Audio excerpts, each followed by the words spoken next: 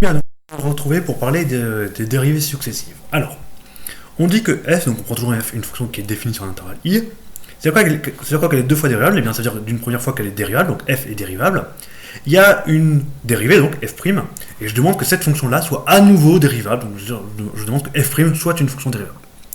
Et donc si f et f' sont dérivables, je dis que f elle est deux fois dérivable, parce que je peux la dériver une première fois pour obtenir f', et f' je peux la dériver pour obtenir une nouvelle fonction. Et dans ce cas, c'est quoi la dérivée seconde de f? Eh bien, c'est la dérivée de sa dérivée. Donc, c'est-à-dire, je prends f', qui est une fonction dérivable, je la dérive, f'. Et donc, ça fait f''. Alors, comme c'est un peu compliqué de dire f'', on dit f, parenthèse seconde, pour dire la dérivée seconde. Voilà, donc ça, c'est la définition de la dérivée seconde, c'est-à-dire, si la fonction dérivée est elle-même dérivable, je dérive f une deuxième fois, donc j'obtiens la dérivée seconde. Et ensuite, on peut réitérer ce processus. C'est-à-dire quoi que. Donc je prends un k un entier naturel non nul. C'est-à-dire quoi qu'elle est k fois dérivable sur i. Et bien ça veut dire que déjà elle peut être dérivable jusqu'au rang k-1. Donc c'est-à-dire que cette fonction-là, sa dérivée k-1 existe déjà, et elle est dérivable. Et si je la dérive, cette fonction, si je dérive la dérivée k-1, eh bien j'aurais bien dérivé f k fois. D'abord je dérive f k-1 fois, j'obtiens une fonction qui est dérivable, donc je la dérive, et donc j'obtiens la dérivée km. Donc ça, c'est ce qu'on appelle la dérivée km ou d'ordre k de f. Donc par exemple, si une fonction est 3 fois dérivable, ça veut dire que f seconde et si f seconde est dérivable, eh bien je peux faire f seconde, cette fonction-là, la dérivée, f3, et ça je dis que c'est la fonction dérivée troisième. Pourquoi troisième? Parce que j'ai mis 3'. Alors comme c'est un petit peu embêtant de compter les primes à chaque fois, on note ça, f avec un 3 entre parenthèses, pour dire qu'on a dérivé ça 3 fois. Et évidemment, 4 fois, on aura dérivé 4 fois, ou autrement dit, on aura dérivé cette fonction-là. Dériver k fois une fonction, c'est d'abord la dériver k-1 fois, donc on obtient une fonction, et cette fonction-là, on la dérive une fois de plus pour bien avoir dérivé k fois. Alors, un petit truc qui peut parfois vous embêter, c'est quoi dériver 0 fois une fonction? La dérivée 0 fois, c'est de ne pas la dériver, justement. Et donc, la dérivée 0e de la fonction, c'est f. Donc, c'est un peu par convention. Et f dérivé une fois, c'est la dérivée une fois, donc c'est f'. Donc ça, c'est une petite convention qu'il faut bien avoir en tête. Et voilà. Et donc du coup, d'une manière générale, dériver k fois une fonction, c'est la dérivée k fois cette fonction-là. Donc on la dérive une fois, puis une autre fois, etc. jusqu'à temps d'avoir dérivé k fois. Avec le k, l'entier naturel non nul qu'on s'est fixé. Dernier point de la définition, c'est-à-dire qu'être infiniment dérivable, et bien c'est-à-dire qu'elle admet des dérivées à tout ordre. Donc c'est-à-dire quel que soit k appartenant à n étoiles, la fonction est k fois dérivable. Mais autant de fois qu'on veut. Voilà. Donc voilà la définition de ce que c'est que les dérivées successives de f, si c'est possible, peut-être que des fois ce ne sera pas possible, si f déjà n'est pas dérivable, je ne pourrais pas dériver f, donc je ne pourrais pas dériver non plus f' ni f seconde, puisque ce sont des fonctions qui n'existent même pas. Donc c'est quand c'est possible, et pour savoir si c'est possible, il faut calculer d'abord f, savoir si f est dérivable, je la dérive une fois, j'obtiens f', je regarde si f' est dérivable, si oui, je la dérive une deuxième fois, pour avoir f seconde, etc. Puis à des fois, ce sera possible, et puis des fois, à un moment donné, ça va bloquer, il y aura de la valeur absolue par exemple, qui n'est pas dérivable en 0, ou de la racine carrée, enfin, des choses peuvent finir par se produire, ce qui fait que la fonction pourra être dérivable 3 fois, mais peut-être pas 4 fois, ou peut-être pas, ça dépend de la fonction. Après on va avoir des exemples dans 30 secondes, mais juste attention à la notation, ça veut dire la fonction je l'ai dérivée k fois, si c'est possible. Ça, c'est j'ai pris f, et je l'ai multiplié par f k fois, donc je fais f fois f fois f fois f fois f k fois, donc ça c'est ça la définition de la puissance. Et quand je passe ça, mais que je veux des dérivés, je mets des parenthèses. Donc ça veut dire que j'ai pris f et je l'ai dérivé k fois. Donc j'ai pris f, je dérive une fois f', je dérive une autre fois f seconde, etc. etc. Donc il ne faut pas se tromper dans les notations, sinon évidemment vous ne comprenez pas l'exercice et donc vous faites des contresens. Donc attention à la notation, quand on dérive, on met des parenthèses autour du nombre de fois qu'on a dérivé, sinon, c'est que vous ne parlez pas de la même chose sur le sujet, et ça c'est très dommageable. Alors, on va donner des petits exemples de calcul de successifs. Donc, on va prendre la fonction cosinus. Alors, la fonction cosinus, donc si je l'appelle f, la fonction cosinus. Alors, déjà, je sais que f elle est dérivable, puisque c'est la fonction cosinus. Je sais même que f', quand je dérive cosinus, je sais que c'est moins sinus. Donc, ça, j'obtiens moins sinus. Mais moins sinus, je sais que c'est une fonction dérivable. Donc, f', je peux encore le dériver. Donc là, je peux l'écrire encore, f' est dérivable. Et je peux même dériver ça, donc je fais f' le tout prime, et bien c'est la dérivée de moins sinus, bon il y a le moins, Et puis la dérivée de sinus, on sait que c'est cos, donc ça fait moins cos. Donc ça prouve que f seconde, pour dire qu'on a dérivé deux fois, c'est égal à moins cos. Mais après, je peux continuer. Moins cos, c'est une fonction dérivable, parce que cos est une fonction dérivable. Donc ça, je peux le dériver une fois de plus. Donc là, je peux écrire f seconde est dérivable. Alors, j'ai pas précisé sur quel intervalle, mais on sait que cosinus, c'est dérivable partout, hein, donc c'est dérivable sur R, c'est mieux de le préciser quand même, dérivable sur R. Et bah du coup, je peux dériver f seconde prime, c'est la dérivée de ça. Donc il y a le moins, et je dérive cosinus, mais attention, la dérivée de cosinus, c'est moins sinus. Donc ici, je suis à, il y a un moins qui vient là, et il y a un moins qui vient de la dérivation du cos, donc ça fait plus sinus. Enfin, je peux dériver ça, donc ça me dit que la dérivée troisième de f, c'est sinus. Et enfin, je peux dériver ça une fois de plus encore. Et donc, parce que ça c'est dérivable sur R. Et si je dérive ça une fois de plus, eh bien j'obtiendrai f, dérivée troisième de f, prime, puisque je dérive, égale sinus prime. Et sinus prime, bah, je sais que c'est cosinus.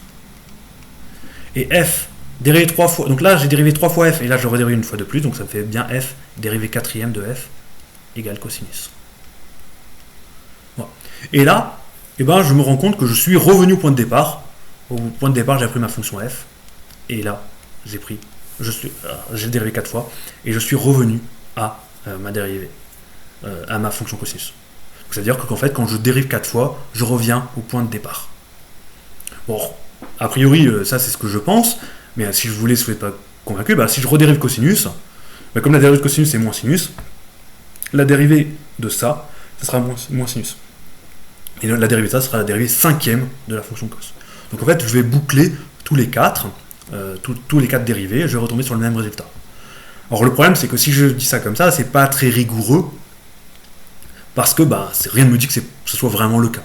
Donc en fait, ça cache une récurrence qu'on peut rédiger. Alors évidemment, ça dépend, en concours, ça dépend de à quel point on veut que vous soyez précis sur la question, mais mettons qu'on veut que vous soyez précis, eh bien, on va raisonner ça, on va prouver ça par récurrence.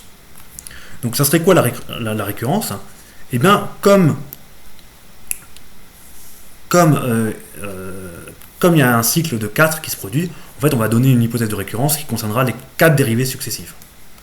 Donc, comme on part de la fonction f égale cosinus, on a vu que quand on le dérive 4 fois, on a encore du cosinus, et si je redérive ça encore 4 fois, je retiendrai encore du cosinus. Donc moi, j'ai envie de penser que toutes les dérivées qui sont un multiple de 4 vont donner du cosinus. Donc mon hypothèse de récurrence, au rang n, c'est que déjà, cosinus, elle est dérivable à un certain ordre. Bon, je vais le mettre plus tard, l'ordre. Et la dérivée d'ordre 4n, eh bien c'est cosinus. Pourquoi? Parce que quand je dérive pas cosinus, ça me donne bien cosinus. Et j'ai dit tout à l'heure, quand j'ai dérivé 4 fois, je suis retombé sur cosinus. Donc je suis tombé sur une espèce de période de 4. Par contre, si je dérive cos, si je dérive 4 plus unième fois, eh bien, ça revient à dériver ceci. Et donc je sais que la dérivée de cosinus, c'est moins sinus. Donc ça me dit que la dérivée, c'est moins sinus. Continuons. La dérivée d'ordre 4 plus n plus 2. Donc comme je dérive une fois de plus que ce qui est d'avant, bah, ça revient à dériver moins sinus. Et la dérivée de sinus, c'est cos. Donc ici, c'est moins cos. Et ici, quand je dériverai ça une fois de plus, ça me fera 4n plus 3. Parce que là, j'ai dérivé 4n plus 2 et je dérive.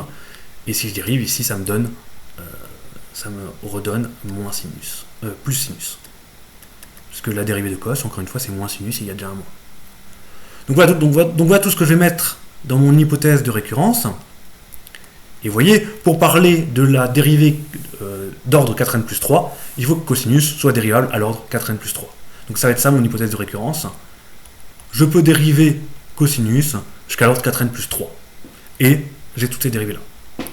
Voilà, donc ça c'est mon hypothèse de récurrence. Encore une fois, comme je vois qu'il y a une période de 4, je mets les 4 différents résultats que j'ai sur une période, et c'est ça qui va faire mon hypothèse de récurrence. Maintenant, il n'y a plus qu'à faire une hérédité et une initialisation pour pour justifier ce résultat. Parce que pour l'instant, j'ai calculé que sur les premières dérivées, et c'est pas une preuve suffisante pour dériver toutes les dérivées successives, seulement pour les 4 premières. Alors, il faut vérifier P de 1. Bon, mais P de 1, en fait, on l'a déjà fait. Cosinus, plutôt P de 0 en fait. Hop, P de 0. Cosinus dérivé 0 fois, donc on a dit par convention dériver une fonction 0 fois, c'est la fonction. On sait que cosinus est dérivable, donc si je la dérive une fois, j'obtiens moins sinus, qui est une fonction dérivable. Et donc, je peux dériver tout ce bazar-là. Donc la dérivée, quand je dériverai tout ça, j'aurai la dérivée seconde. Ça me donnera moins et la dérivée de sinus qui est cosinus. Et etc. Donc je recontinue à dériver ça. La dérivée troisième, du coup, c'est la dérivée de ce qui précède. Donc quand je dérive ça, j'obtiens la dérivée troisième de cosinus. Et quand je dérive ça, j'obtiens la dérivée de cosinus si c'est sinus. Le moins reste, donc ça fait moins sinus. Et enfin, il me reste... voilà. Et en fait, après, c'est tout.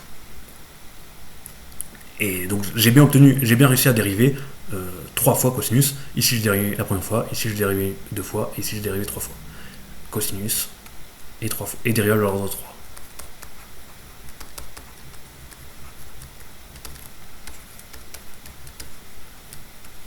Donc ça, c'est mon P de 0 qui est vrai.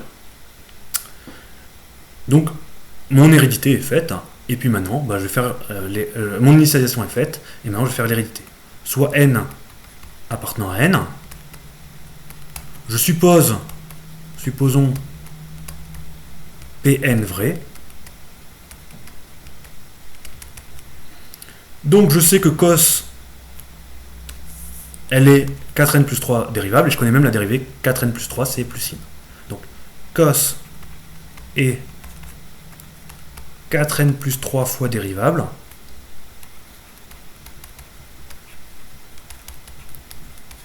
Et cos dérivé 4n plus 3, c'est plus sin. Est-ce que c'est normal que ce soit plus sin? Non.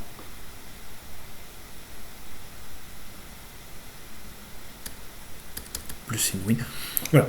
Et donc maintenant, ce que je veux faire, c'est aller au rang d'après pour mon hérédité. Et donc je vais pouvoir prouver que Pn plus 1, et donc Pn plus 1, ça va vouloir dire que cosinus est dérivable à l'ordre 4, et je remplace n par n plus 1, donc ça fera cos à l'ordre 4n plus 7, puisqu'il y aura un n plus 1 qui sera multiplié par 4, donc 4n plus 4, plus 3, plus 7, et il va me falloir toutes les dérivées successives.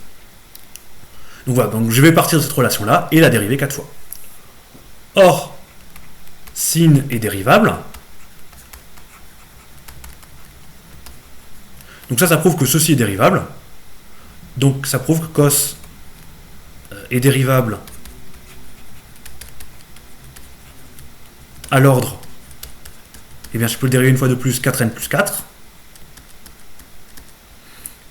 Et donc la dérivée à l'ordre 4n plus 4, c'est la dérivée de ça qui vaut cos. Ça d'ailleurs, 4n plus 4, je peux dire que c'est cos, facteur de 4, n plus 1. Et maintenant, j'ai plus qu'à continuer. Ça, puisque c'est égal à cos, je peux le dériver une fois de plus, puisque cos est dérivable. Donc cos est dérivable. Donc ceci est dérivable. Donc ça me prouve que cos est dérivable à l'ordre. Eh bien, puisque ceci est dérivable, je peux le dériver à l'ordre 4n plus 1, puisque je peux le dériver une fois de plus. Et donc, cos de 4n plus 1 plus 1, puisque je le dérive une fois de plus, eh bien, c'est la dérivée de ça qui vaut, du coup, la dérivée de cos, et la dérivée de cos, c'est moins sin. Et à nouveau, etc., moins sin est dérivable. Donc je peux dériver ça une fois de plus. Alors je vais peut-être aller un petit peu plus vite parce que je pense que vous commencez à comprendre. Donc je peux donc est dérivable quand même.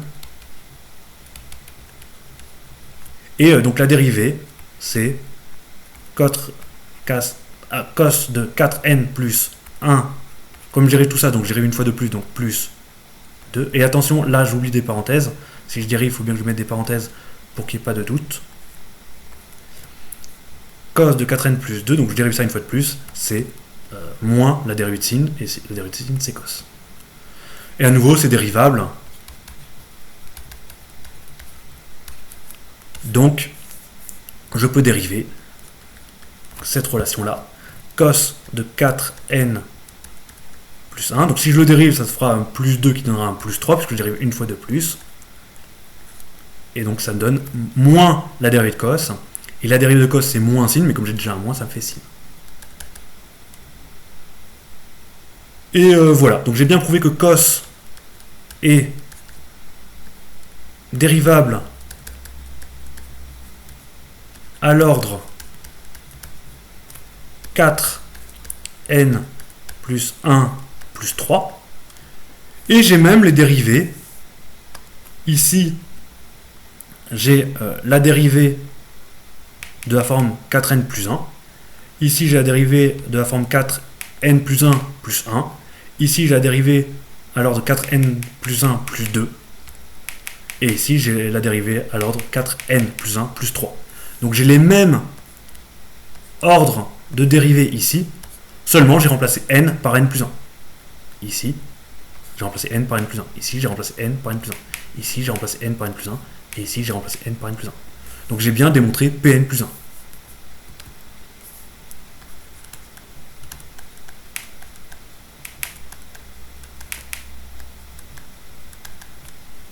Voilà, donc j'ai bien démontré mon hypothèse de récurrence au rang n plus 1. Et j'avais initialisé. Donc ce que j'ai bien dit là est bien vrai. Donc voilà comment on peut dériver cosinus autant de fois qu'on veut. Si c'est un multiple de 4, sa dérivée c'est cos. Si c'est un multiple de 4 plus 1, sa dérivée d'ordre 4n plus 1, c'est moins sin. Si je veux dériver à un ordre qui est de la forme 4n plus 2, sa dérivée c'est moins cos. Et si je veux dériver à un ordre qui est de la forme 4n plus 3, sa dérivée c'est plus sin. Et comment on l'a démontré probablement? Eh bien, en mettant une hypothèse de récurrence et en vérifiant que ça marche bien. Alors, on va continuer sur un autre exemple pour être sûr que vous avez compris. On va prendre la dérivée de la fonction successive x donne x puissance n. Donc, on va se donner un... Alors, avant de faire ça, on va peut-être regarder un exemple. Si je prends la fonction x puissance 4.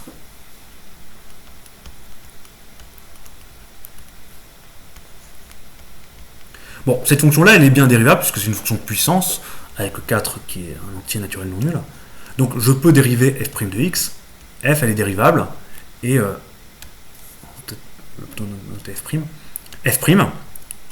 c'est la fonction qui à x donne 4x puissance 3.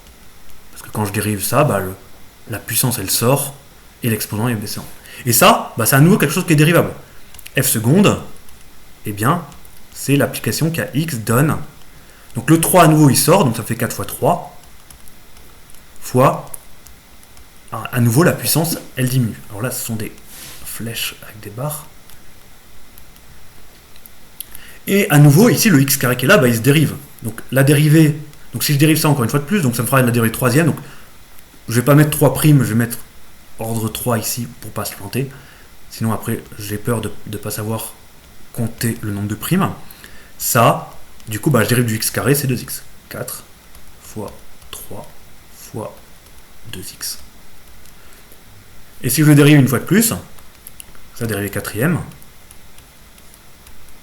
c'est 4 fois 3 fois 2, et la dérivée de x, c'est 1.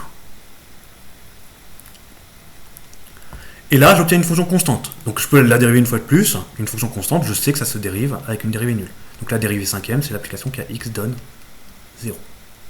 Je peux même la dériver encore une fois de plus. F, la dérivée sixième, c'est encore une fois, quand je dérive l'application nulle, eh bien, il ne se passe plus grand chose, c'est l'application nulle. Etc. etc. À partir du moment où j'ai trouvé l'application nulle, je peux bien la dériver ça autant de fois que je voudrais. L'application nulle étant une application constante, sa dérivée est nulle. Puisque la dérivée est nulle, cette fonction-là est encore dérivable d'une dérivée nulle, etc. etc. Bon, ça cache évidemment une récurrence. On peut penser que pour tout p supérieur ou égal à 5, la dérivée est nulle. Voilà. Donc là c'était sur un exemple, donc ça c'était juste l'exemple quand n égale 4. Évidemment ça ne répond pas à la question, là ce qu'on a fait là je trouve brouillon pour avoir des idées. Maintenant si on veut un petit peu généraliser, qu'est-ce qu'on peut se dire? On observe que la dérivée dès lors qu'on dérive plus de fois que le n qui est là, on tombe sur du 0. Et avant, on avait à chaque fois des fonctions de puissance avec une puissance qui à chaque fois baissait. Donc on peut penser que la dérivée k fois, si je dérive x puissance n, si je dérive une fois, il n'y a que du x puissance n-1. Si je dérive deux fois, la puissance va baisser 2 fois de 1, donc ce sera du x puissance n-2, etc. Alors, le problème, c'est qu'il y a à chaque fois des nombres qui sortent, des 4, des fois, des 3, des 2. Donc il faudrait un petit peu voir quels seront ces nombres-là et comment on peut les écrire de façon un peu plus générale. Parce que là, évidemment, quand x puissance 4, c'est simple, parce que c'est un petit truc, mais si je vous demande x puissance 10 000, ça va être peut-être plus compliqué. Donc ce qu'on va faire, c'est effacer, puis on va prendre un autre exemple, mais avec x puissance n, on va juste calculer les premières dérivées, juste pour avoir une petite idée. Donc au début, je prends l'application, toujours qu'il y a x donne x puissance n. Ça, on sait bien que c'est dérivable. On sait que sa dérivée, prime, quand je dérive une fois, c'est l'application qui a x donne n, x, n-1. À nouveau, c'est une fonction puissante, donc je peux la dériver. F seconde, c'est l'application qui a x donne n, c'est une constante, fois le n-1 qui sort, fois x à la puissance n-2. Parce que, ici, quand je dérive, la puissance, elle baisse de 1. Et puis je peux continuer. La dérivée troisième, c'est l'application qui a x donne n, n-1, n-2, x à la puissance n-3. Puisque quand je dérive, le n-2 sort et il baisse en puissance ici. Alors si vous voulez, je peux continuer encore. F dérivée quatrième, eh bien, c'est n, nn-1, nn-2, nn-3, puisque le n-3 il sort là, avec fois du x à la puissance n-4. Donc ce qu'on a quand même envie de dire, c'est que si je dérive k fois, donc si on anticipe un petit peu, c'est l'application qui a x donne, eh bien d'une part x, vous voyez à chaque fois, le x il est toujours à une puissance n-, ici c'est n-3, j'ai dérivé 3 fois, donc là il y avait du n-2 alors que j'avais dérivé 2 fois, là il y avait du dérivé quatrième, il y a du n-k, donc j'ai quand même envie de dire que c'est du n-k. Pas de parenthèse du coup, parce que c'est une puissance. Et les nombres, eh bien j'ai envie de dire que c'est n, n-1, n-2, n-3, donc à chaque fois il y a un produit, et vous voyez ce produit s'arrête avant. Donc là, j'ai du n-4, il s'arrête, c'est toujours celui qui est un cran au-dessus. Là, pareil, j'avais des puissances n-3, je m'étais arrêté à du n-2. Donc le moins qui est ici, c'est toujours un de moins que celui qui est là. Donc légitimement, on pourrait penser que c'est n, n-1, n-2, jusqu'à, eh bien, n moins k plus 1. X n moins k. Pourquoi? Parce que si par exemple k, je prends k égale 3, ici j'aurais bien du n-3, qui correspondra à n-3, et si je prends k égale 3 ici, eh bien j'aurais du n-3 plus 1, mais moins 3 plus 1, ça fera bien du moins 2, donc ça correspondra bien au moins 2 qui est là. Et là pareil, si je prends k égale 4, j'aurais bien du x puissance n-4, et le dernier terme qui sera dans mon produit sera du n-4 plus 1, mais moins 4 plus 1, ça vaut moins 3, donc c'est bien le terme qui est là. Voilà, donc on peut penser que c'est ça, le résultat. Alors on peut peut-être un petit peu simplifier ce résultat, parce que ça, vous voyez, c'est un produit de nombres consécutifs, mais ça s'arrête à n-k plus 1. Donc je peux l'écrire, c'est n fois n-1 fois n-2 jusqu'à n-k plus 1. Alors comme c'est pas très joli avec ces 3 petits points, moi je vous propose de les écrire sans 3 petits points. On va en fait, là vous voyez, ça s'arrête à n-k plus 1. Je vais continuer encore en disant, bah c'est n moins k, n moins k moins 1, etc. Puis je vais continuer jusqu'à 2 et même jusqu'à 1, divisé par n moins k, n moins k plus 1. Évidemment, si je multiplie par quelque chose, il faut que je divise pour compenser. Et l'avantage de l'écrire comme ça, c'est que ça va être peut-être un peu plus sympa, c'est que là, il y a tous les termes consécutifs entre n, n-1, n-2, n-k plus 1, n-k, n-k moins 1, jusqu'à 1. Donc en fait, il y a du n factoriel ici. Et au numérateur, eh bien j'ai du n-k, n-k moins 1, pareil, jusqu'à 1. Donc j'ai du n-k factoriel. Voilà. Donc ça va être un petit peu plus simple. Ah oui, il ne faut pas que j'oublie le x plus n-k qui est là, donc je vais le mettre devant. Et là, je ne vais pas l'oublier en le mettant là. Donc ça me donne le même résultat qui est là, mais de façon un peu plus condensée.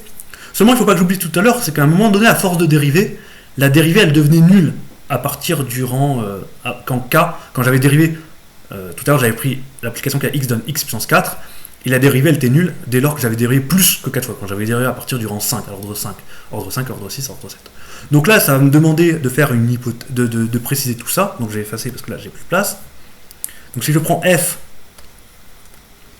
l'application qui a x donne x puissance n, eh bien, moi je suppose que f, la dérivée km de f, c'est l'application qui a x donne.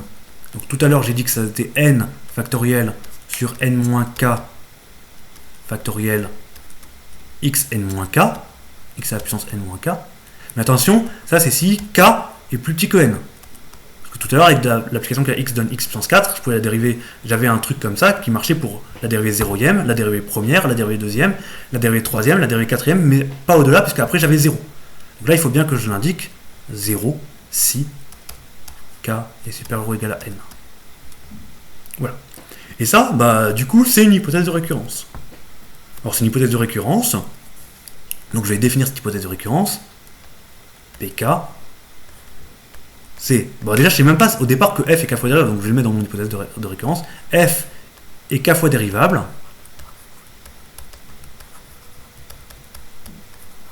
Et bah, sa dérivée km, c'est ça. Voilà, donc ça c'est une hypothèse de récurrence. Et à nouveau, si je veux vérifier que bah, j'ai raison, eh ben, il faut que je fasse une récurrence, justement. Donc je vais supposer ça à un certain rang k, et voir si c'est vrai au rang d'après. Donc, il faut d'abord que je vérifie que c'est vrai au rang 0, donc k égale 0. Eh bien, f, je peux toujours dire qu'elle est 0 fois dérivable, parce que 0 fois dérivable, c'est-à-dire j'ai même pas besoin de la dériver. Et c'est qui la dérivée 0 fois d'une fonction? On l'a dit tout à l'heure, la dérivée de l'application, f dérivée 0 fois, c'est l'application. Donc c'est l'application qui a x donne x puissance n. Donc c'est bien de cette forme-là, quand je prends k égale 0, quand je prends k égale 0, là j'ai du n-0, donc du n. Ici j'ai du n-k, mais k vaut 0, donc c'est du n factoriel. N factoriel sur n factoriel vaut 1. Donc ici je retrouve bien exactement le terme que j'ai. C'est bien l'application qui a x donne x puissance n. Donc ça a bien la bonne forme. Donc p de 0 est vrai.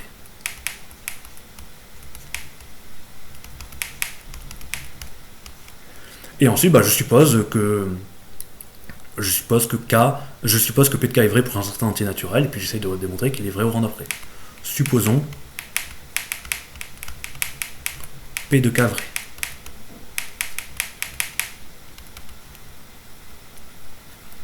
Voilà. Et bah, maintenant, du coup, je vais essayer de démontrer que c'est vrai au rang k plus 1. Donc, le problème, c'est qu'il y a 2 k. Donc, on va partir du principe que k, par exemple, si on prend que k est plus grand que n, donc 2k, il y en a 3. Mais... Donc si k est supérieur ou égal à n, eh bien, je sais que f dérivé k fois, c'est l'application nulle. Alors la question qu'on peut se poser, c'est est-ce que l'application nulle est dérivable? Eh bien, oui. Ça, c'est une fonction dérivable. L'écrire est dérivable.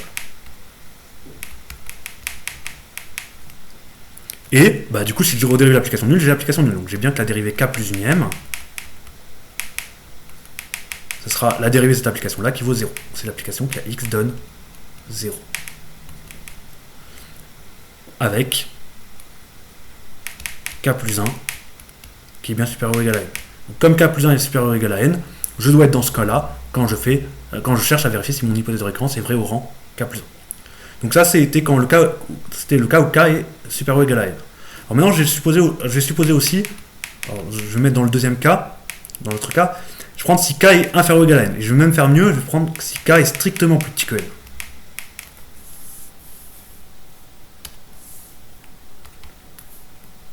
Alors si k est strictement plus petit que n, je sais que la dérivée km, c'est l'application kx donne n factoriel sur n moins k factoriel x puissance n moins k. Est-ce que je peux le dériver? Est-ce que je peux dériver ça? Eh bien oui, c'est une fonction de puissance. Ça c'est dérivable. Et dérivable. Et du coup, la dérivée, quand je dérive tout ça, donc j'obtiens f dérivé k plus unième, c'est l'application kx donne. Il faut que je dérive tout ça. Donc ça me donnera du n factoriel fois du n moins k factoriel. Donc ça c'est ma constante qui est devant la fonction. Et là je dérive une fonction puissance. Donc le n moins k va sortir. Donc ça me fera du n moins k fois x puissance n moins k moins 1. Et là, eh bien, moins k moins 1, c'est pas mal, parce que ça, c'est x puissance n moins k plus 1. Donc déjà, c'est bien de la forme n moins le k plus 1, parce que je fais une hypothèse de récurrence au rang k plus 1. Et ici, j'ai du n moins k et du n moins k, qui peuvent se simplifier, parce que là, j'ai du n moins k factoriel. Donc quand il se simplifie, là, il me restera du n moins k plus 1. Moins 1, pardon. N factoriel sur n moins k moins 1. Et ça, bah, à nouveau, on peut constater que ça a la même forme, ça a bien la bonne forme qui est là, mais c'est juste que k ici ne vaut pas k, mais il vaut k plus 1. Donc ici, j'ai bien n moins k plus 1, avec, ici, quand je remplace k par k plus 1, je vais bien savoir du n moins k moins 1, et c'est bien ce que j'obtiens ici. En fait, il y a un dernier cas que j'ai exclu, hop, je ne vais plus avoir la place, je vais le mettre là, c'est si k égale n. Si k égale n, qu'est-ce qui se passe dans mon hypothèse pour ma dérivée km? Je sais que la dérivée km, c'est l'application kx donne eh bien, n factoriel sur n moins k factoriel x puissance n moins k. Mais ici, si k égale n, eh bien, n moins k factoriel, ici, ça vaudra 0. Donc ici, j'aurai du n factoriel sur 0 factoriel qui vaut 1. Et ici, j'aurai du x puissance 0. Donc x puissance 0, ça vaut 1. Et donc ça, c'est une constante. Et donc, bah, c'est bien dérivable. Donc je peux bien dériver une fois de plus. Et ça dérive k. Donc quand je dérive tout ça, j'obtiens la dérivée k plus unième. Eh bien, c'est l'application kx donne 0.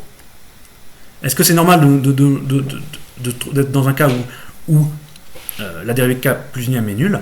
Eh bien oui, parce que k égale n, qui est plus petit que k plus 1. Donc je suis dans un cas où j'ai dérivé plus de fois que la puissance que j'ai, puisque au départ j'ai l'application x puissance n. Donc par rapport à mon hypothèse de récurrence, c'est bien cohérent, parce que ici, quand je dérive k plus unième, ici k plus 1, il est strictement plus grand que... Alors attendez, là je me suis trompé, c'est pas supérieur ou égal à n, c'est strictement plus grand que n. Hop, excusez-moi, c'est strictement plus grand que n. Ici, bah, j'ai un k plus 1 qui est strictement plus grand que n, et donc la dérivée elle est bien nulle, donc je suis bien dans le bon cas par rapport à ce que j'annonçais.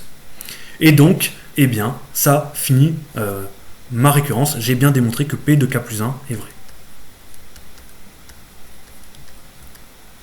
Seulement pour le démontrer ici, ce qui était un petit peu ennuyant, c'est que j'avais 3 cas. J'avais le cas k égale n, le cas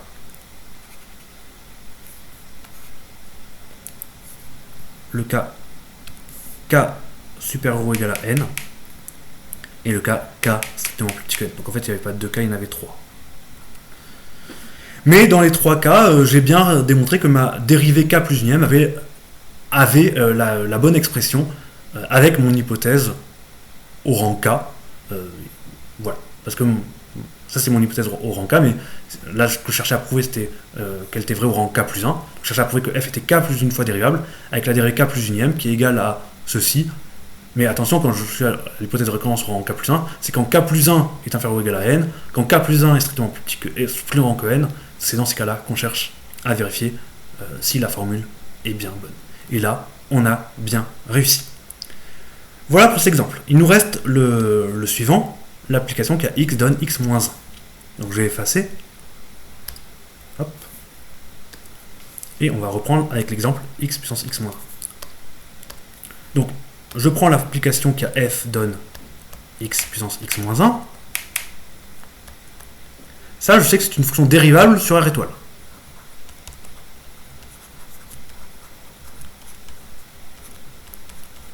Je peux même la dériver. Donc, si je la dérive une fois, c'est l'application qui a x donne. Donc là, c'est une fonction puissance. Encore une fois, donc ça me sort un moins 1 puissance x puissance moins 2. Et ça, c'est aussi dérivable sur R étoile. Alors attention, ne vous faites pas avoir. C'est sur R étoile parce qu'évidemment, c'est pas défini en 0. Et donc, si je dérive une deuxième fois là, ça me donnera f seconde égale l'application qui a x donne. Donc, il y aura un moins 2 qui va sortir, donc ça fera un moins 1 fois moins 2 fois x puissance moins 3. Quand je dérive, je baisse en puissance. Et ça aussi, c'est dérivable sur R étoile.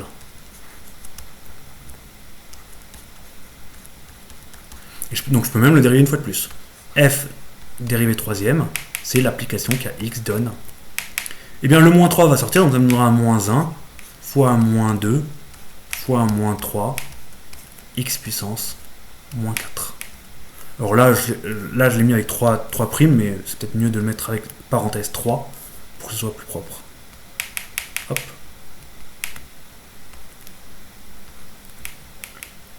Voilà.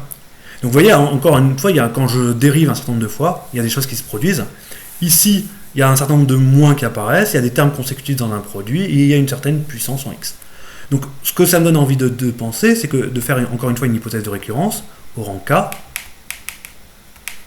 f est k fois dérivable,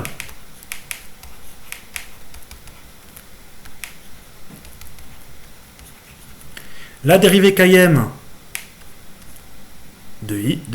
c'est l'application kx donne. Donc là, vous voyez, à chaque fois, la puissance qui est là, c'est moins une fois de plus de celle qui est là. Quand je dérive deux fois, j'avais du moins 3. Quand je dérive une fois, j'avais du moins 2, etc. Donc j'ai envie de dire que c'est du x puissance moins k moins 1. Maintenant, les moins. Au début, il n'y avait pas de moins.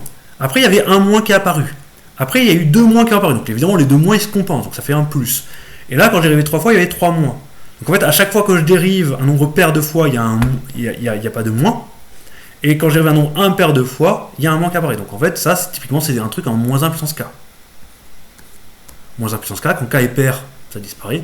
Et quand k est impair, ça me donne un moins 1. Et qu'est-ce qu'il y a? Eh bien, quand je dérive 2 fois, il y a du 1 fois 2. Maintenant que j'ai viré les moins, c'est du 1 fois 2. Et quand j'ai dérivé 3 fois, c'est du 1 fois 2 fois 3. Et si je dérive 4 fois, à votre avis, il y aura du 1 fois 2 fois 3 fois 4. Si vous n'êtes pas convaincu, redérivez ça. Donc en fait, ce que ça suppose, c'est que j'ai plus qu'à multiplier par un k factoriel. Voilà. Et ça, à nouveau, j'ai une hypothèse de récurrence. En dérivant les premières fois, j'ai une hypothèse de récurrence et j'ai plus qu'à la tester. Donc, à la vérifier par récurrence. Donc déjà, est-ce que P de 0 est vrai? Eh bien oui, f elle est 0 fois dérivable, puisque dériver 0 fois une fonction, c'est ne pas la dériver du tout. Et la dérivée 0e de f, c'est f. Donc c'est l'application qui a x donne x absence moins 1. Et je constate que ça marche bien quand je mets k égale 0, ici, j'ai 0 factoriel qui vaut 1, j'ai du x puissance moins k moins 1, mais comme j'ai pris k égale 0, ça me donne bien du moins 1, et j'ai du moins 1 puissance 0 qui donne 1, donc ça a bien la bonne forme qui est là. Donc P de 0 est vrai.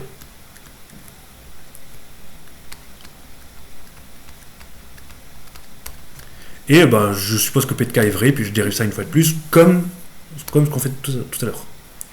Soit k un entier naturel, on suppose P de k vrai,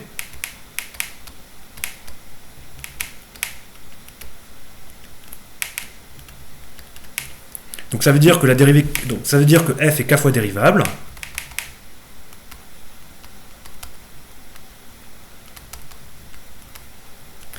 Et la dérivée km, c'est ça.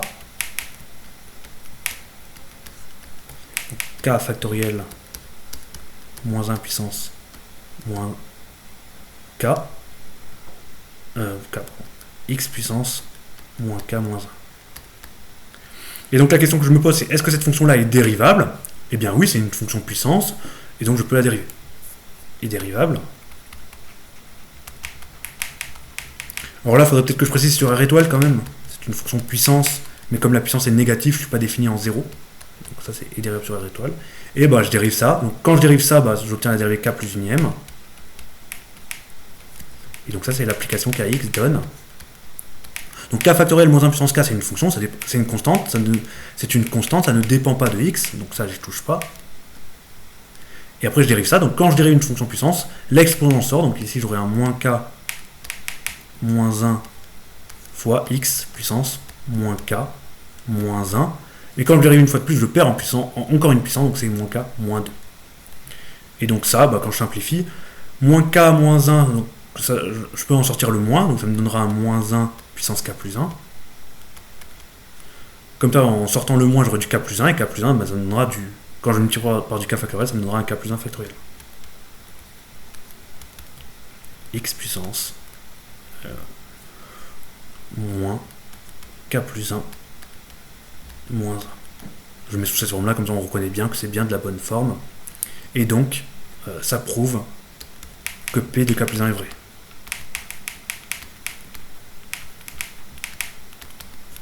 Parce que j'ai bien la bonne forme, j'ai bien dérivé une fois de plus, et j'ai bien la bonne forme.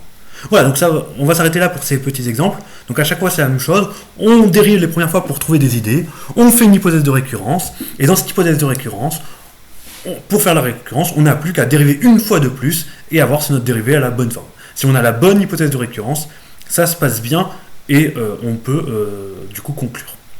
Si vous faites une mauvaise hypothèse de récurrence, vous allez vous rendre compte qu'en dérivant, eh ben, ça n'aura pas la bonne tête. Si vous supposez P de K vrai, vous n'arriverez pas à démontrer que P de K plus 1 est vrai. Dans ce cas-là, c'est que vous n'avez pas trouvé la bonne propriété de récurrence, donc peut-être que vous n'avez pas assez dérivé pour pas assez voir les phénomènes. Voilà, donc on va s'arrêter là pour cette vidéo.